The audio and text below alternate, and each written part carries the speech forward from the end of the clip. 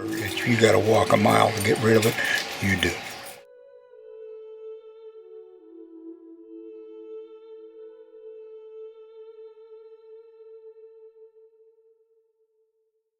Hi, my name's Jim, and I'm glad to assist in this operation here today of collecting, in my particular case, grapefruits from my citrus tree. All my other trees have died over the years. It's the only one I got left, and it seems to hang in there like a champ. Each year I contact the food groups and let them know that this stuff is available. And they come and they pull one off and they check it, eat, check it, taste it, and all that kind of stuff. And I don't believe in throwing anything that's consumable away.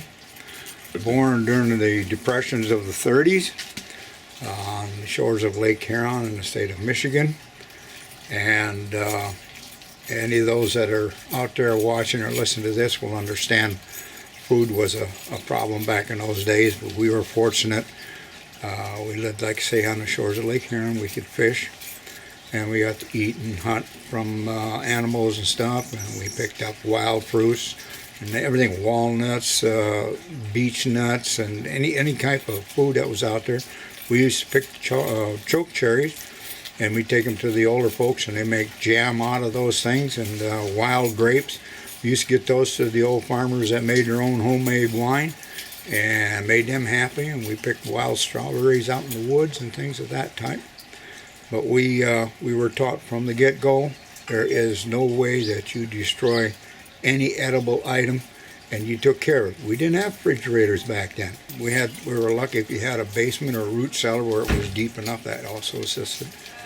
But and what did you do when you had extra food, more food that you could use? We went to the neighbors. We knew the older folks that could no longer, like me, I just can't get out and do this stuff no more.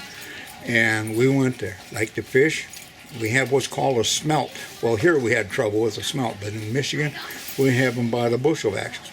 And we'd go out when they'd run, and we'd take these things, and we'd take them. We had an old wash machine years ago, an old paddle job, and we had to stand there and crank it, and that would get the scales off from it. And then we would take these to the folks. We didn't gut them or anything. We'd take it to them, and they'd pickle them, and some of them put them in oil and things of that type. We helped them along as we were helping ourselves. And it was our duty, because we learned that in Sunday school when we went to church. This is not yours. It belongs to the Father. And I got news for you, pal. You better be disturbed, because he's keeping book on you up there. You know, his old story. You know, he opens up that big book when you get there.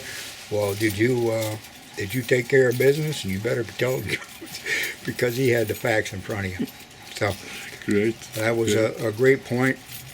But we walked sometimes for miles distributing food to these folks, because we didn't, out on the farm, we had old dirt roads, and when it come winter time back there in Michigan, you was in mud, so you're lucky you had a horse and a set of buggies, the old ones to get down through it, because once that mud come, you couldn't do anything about it. So, what a great story. but we did our job. Thank you.